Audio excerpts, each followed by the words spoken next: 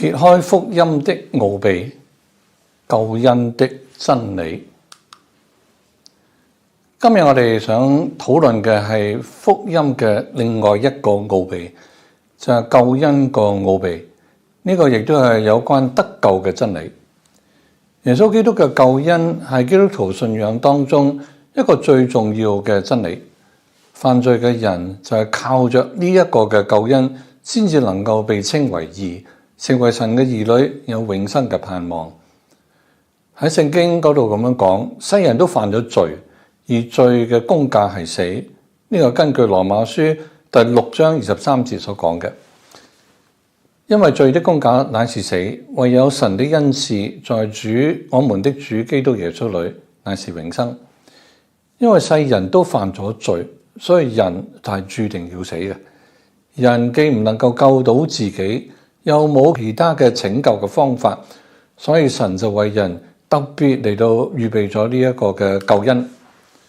羅馬書第3章23節講，因為世人都犯了罪，虧缺了神的榮耀，如今蒙神的恩典，因基督耶穌的救贖，就白白的稱義。呢兩節嘅經文係講到幾個重點。第一就係救恩嘅設立係因為世人都犯咗罪嘅緣故。第二就係耶穌基督嘅救贖嘅方法係藉着佢自己嘅犧牲買贖我哋嘅罪。第三係人係白白得到呢個拯救，因為呢個神嘅恩典唔係靠人自己嘅行為得嘅。第四，信耶穌嘅人被稱為義，呢個就係所謂因信稱義啦。呢一個係唯一嘅救法，只有藉着主耶穌嘅救恩，人先至能夠得救。喺使徒行傳第4章第12節講，除他以外別無拯救，因為在天下人間沒有賜下別的名，我們可以靠着得救。被稱為義係神稱你為義啊，即係話神唔再以呢個人為有罪，冇罪嘅人就能夠同神和好，佢就成為天國嘅一份子。用最簡單嘅話嚟到解釋因信稱義咧，就係人透過信心，而唔係靠自己嘅行為，得到神嘅認可，就被視為義人啦。神係點樣對付我哋嘅罪嘅咧？基督徒所相信嘅係一位創造宇宙萬物嘅神，係天地嘅主嘅一位真神。有啲係呢位神係有啲嘅屬性嘅。第一，我哋會睇到呢位神嘅係聖潔同埋公義嘅神，但係人卻係唔完全嘅，係有瑕疵嘅，會犯罪嘅。神俾我哋有良知同埋各樣嘅法則，幫助我哋知道乜嘢係善，乜嘢係惡。如果我哋違反呢啲法則，就係向神犯罪。但係人係唔係能夠遵守呢啲法則呢？答案係否定嘅，因為聖經咁樣講啊，喺羅馬書第3章10節，沒有義人，連一個也沒有。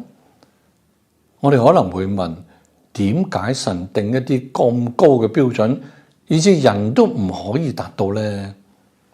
實際上神就冇隨意定下乜嘢嘅標準，好似話某種職業一定要達到幾多嘅高度先至有資格申請咁樣。神係唔想任何人都唔合格嘅。神冇定落任何嘅標準，其實神本身就係一個標準，佢係絕對嘅，係聖潔嘅。第二方面，聖經話俾我哋知，神係愛。喺約翰1書第4章第8節，因為神就是愛。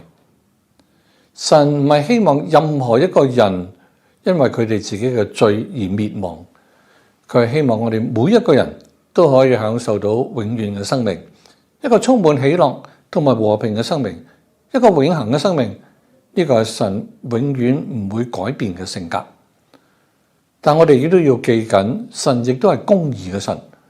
雖然我哋嘅神係一位慈愛嘅神，但係佢唔能夠以有罪嘅變為無罪，或者以無罪嘅又變為有罪，因為佢係完全同埋聖潔嘅，佢唔能夠容忍任何嘅罪，所有嘅罪佢都要對付。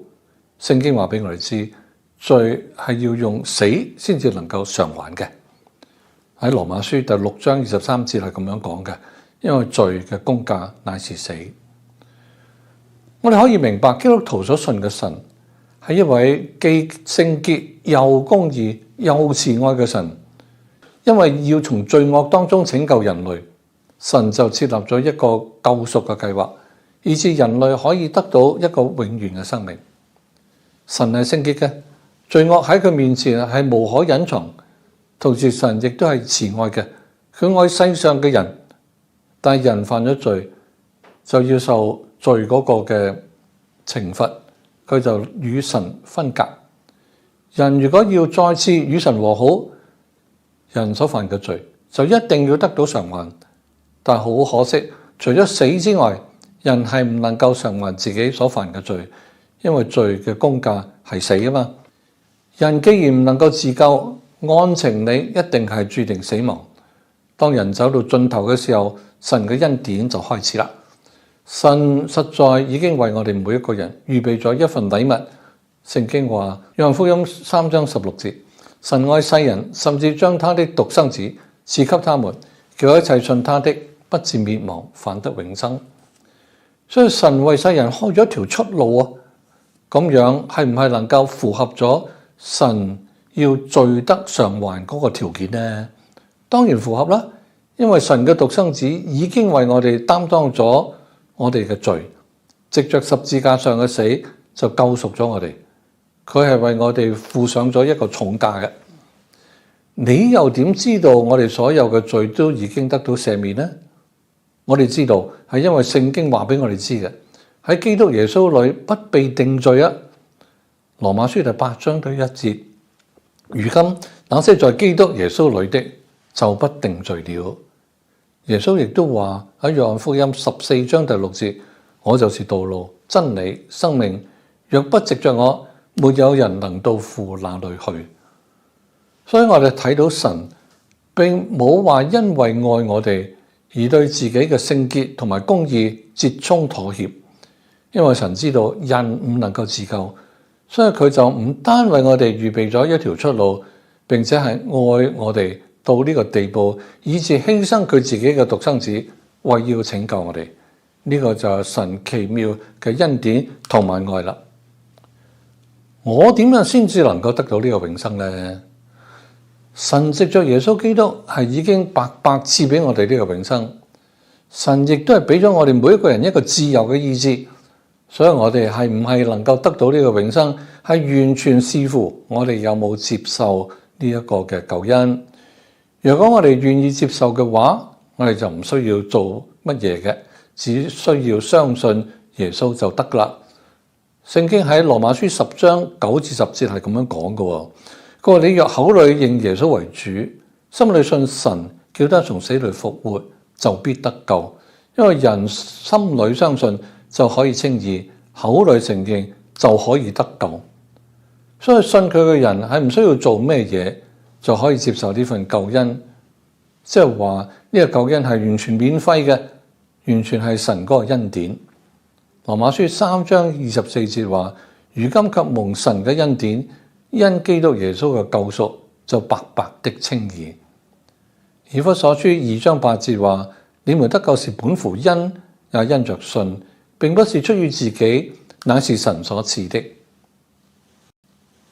相信神嘅人，只要憑信心接受耶穌，成為佢嘅主同埋個人嘅救主，佢就能夠被稱為義，並唔係因為佢嘅好行為，而係因為耶穌喺十字架上已經獻上咗自己，成就了呢個完全嘅贖罪祭。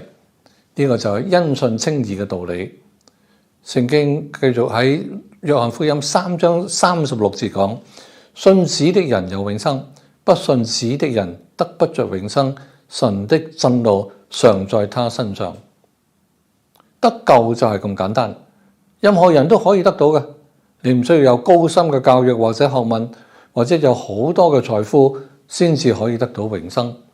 福音係為每一個人而設嘅，就算係一個頭腦最簡單嘅人都可以明白同埋接受。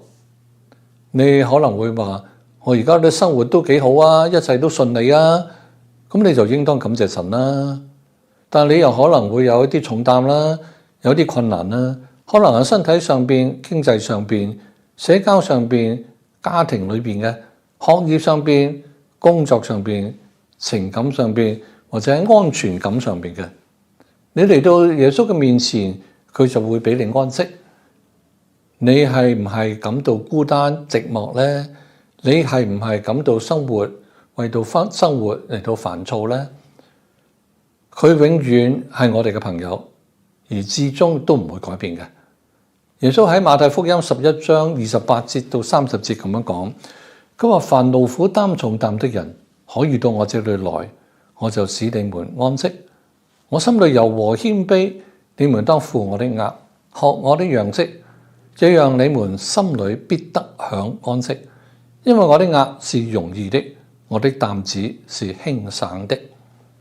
如果你願意接受主耶穌基督成為你嘅個人救主，你可以用以下嘅簡單禱告嚟到向佢表示。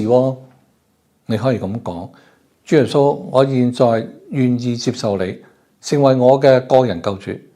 我承認自己係一個罪人，我願意接受你嘅救恩。求你饒恕我所有嘅過犯，請你現在進入我嘅心中。我感謝你喺十字架上為我受死，我要赦免我一切嘅罪。你又賜俾我永生同埋一個新嘅生命。我願意接受你成為我生命嘅主。奉主耶穌基督嘅名禱告，阿門。有幾個討論嘅題目留俾大家。第一條，你曾經有接受主耶穌嘅救恩嗎？第二條，如果有，你知道你而家係神嘅兒女，並且有永生嘅盼望嗎？第三條，如果冇，係咪有啲困難難咗你去接受呢個救恩呢？第四條，我哋都犯咗罪，你覺得神有其他嘅方法可以拯救我哋脫離死亡嗎？